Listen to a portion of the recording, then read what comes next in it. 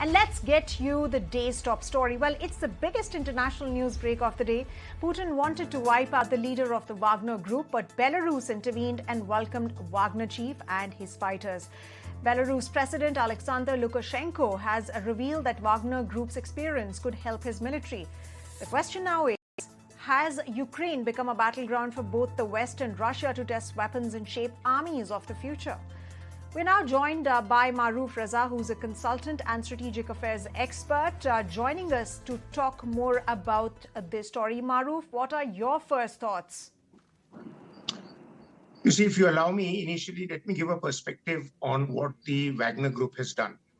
The Wagner Group has expressed publicly dissatisfaction with the blundering military operation, and such kind of dissent, had it come a year earlier, maybe it would have allowed Russia to do a course correction. The point at issue is Putin and his defense minister, Mr. Shoigu, have continued to use the war in Ukraine as a halfway issue where they are not fully addressing it while they are not being able to solve it. So the Wagner Group has obviously expressed frustration. Their chief, Yevgeny, has been a Putin protege, has been used by Putin in some of his most successful ruthless campaigns against civilians in Chechnya and Africa. The mercenaries, as a rule, fight by their own rules and not by regular combat rules, which is what they were being expected to do by putting them in by regular armies. I mean, even a captain or major of the Indian Army would tell you that you don't use irregulars and mercenaries deployed with the regular army. They give a bad example, they create indiscipline, they don't follow the systematic war plans, and they make a right royal mess of it. So their challenge to Mr. Putin has come out of a sense of frustration. It's not that they're being played less or humored less. Recent operations, they've lost many 100 of their mercenary, but now there seems to be a compromise solution by putting Belarus, which is a satellite state of Russia, and also for Mr. Putin to try and get his act together, because this has hugely dented his reputation internationally. Not that the war has not, it has also created concern in China, which is Russia's strongest ally now. And it has created more confusion in the minds of the Russian people that was Putin doing the right thing in the first place? And if so, why have these well-paid mercenaries who are getting anything from $5,000 to $10,000 a month? Why Putin, by Putin's admission, they've been paid over $1 billion. Why are they standing up and rebelling? So these are big issues that have come as a wake-up call to Mr. Putin. And Mr. Putin is now trying to desperately attend to all ends, from China to the war in Ukraine to the Wagner rebellion. And everywhere, I don't see his reactions and that of his armed forces of any military satisfaction. Had they taken a leaf out of how India fought the Bangladesh campaign, they would have been able to wrap up the Ukraine operations more than a year ago. Right, Maruf, but what do the laws of armed conflict say about testing weapons in another's territory? Because these weapons also include weapons of mass destruction. See, the laws of armed conflict have been formed years ago as part of the Geneva Protocols. And they don't talk specifically about testing weapons against other human bodies. It's a crime. The laws of armed conflict only allow you to respond with your weapons in the event if you're attacked. And countries with nuclear weapons certainly cannot justify their use unless their own sovereignty and territory is threatened. These militants and mercenaries were basically let loose there like the dogs of war. There was a book on it, and there was a movie also on it, and which talks about how mercenaries operate. They operate for a price. So testing weapons and use of weapons against innocents specifically is a war crime. The bigger problem is who's going to take Putin to the cleaners for the war crime. I mean, the same way the Americans have done in Iraq and Afghanistan. Have President Bush and his Defense Secretary Rumsfeld brought to book? No. Countries as powerful as that, they make the rules as it suits them.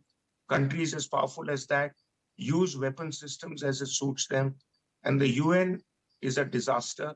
It doesn't have any ability, and the laws of armed conflict come under one of the bodies, which is a supplement body of the UN. The UN can do nothing because the P5, the Security Council members, permanent five, are above any sanction from the UN.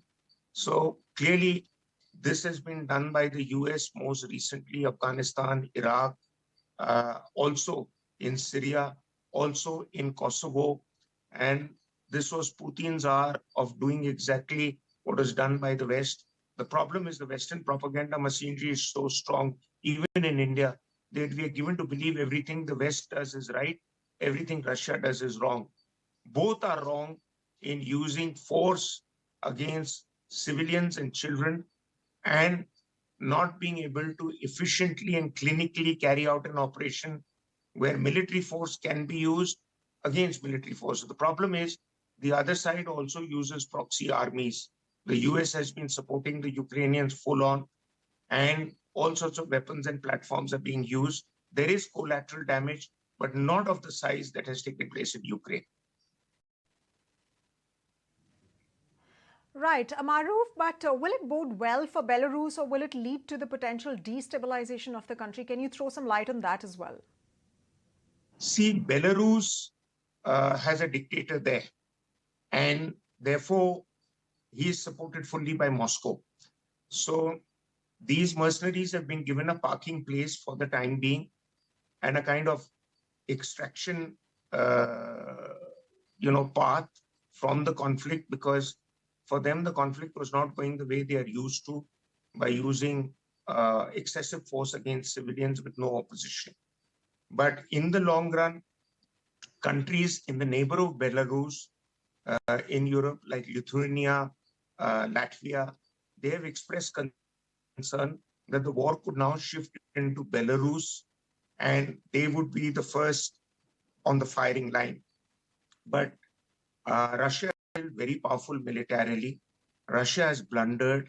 I am shocked at the inability of their generals to do nothing with the kind of firepower they have. And everything that I've read and learned about war and conflict has been proved wrong by how shabbily the Russians have handled the conflict in Ukraine. Belarus could get involved in the conflict if the conflict and Ukraine extends its remit by going after Russian troops that may be in Belarus, or like the Wagner Group, which is in Belarus. But for the moment, I see the conflict confined to Ukraine. And for Russia, Belarus is just another country which is on the border of Latvia, Lithuania, and Poland, and is something that is being used as a face-saving option by Mr. Putin to get the Wagner mutineers out of the way, because this has heavily dented his reputation internationally, and a challenge to him, which was within 24 hours of these people hitting Moscow, that was averted by some backroom negotiations and by offering them a deal and removing all the charges of mutiny and treason against them. But in the short run, Russia's only answer lies in trying to sue for peace, because they've made no headway since the first few months of gains in southern and eastern Ukraine. And if they go in for a peace deal, we'll then see who are the other people involved in the conflict. My personal assessment, and I've written in a newspaper today about it, that the biggest gainer in the conflict is the United States, which wants the conflict to continue because it is able to sell weapons endlessly to the insecure European countries who've had a great holiday from conflict and militarization since the end of the Cold War. And the other big gainer is China, which has seen Russia as a shot in the arm to China's ambitions globally. But China has to now rethink how much it can bank on Russia. But the conflict could either drag on endlessly, and Russia has past experience of that, of having messed it up and conflict dragging on in Afghanistan. But there is a possibility that if good sense still prevails, Mr. Putin will cut his losses and get out of Ukraine, or at least stay in Ukraine with the territories occupied and get Ukraine divided along the Dnieper River, east and west Ukraine, east with Russia, Right. west with the West. Right. Absolutely, and rightly put, Maroof, it seems like the biggest beneficiary at this point in time seems to be the United States. We'll leave it at that, but we'll get back to you for more developments on this very, very Thank crucial you. story. For now, switching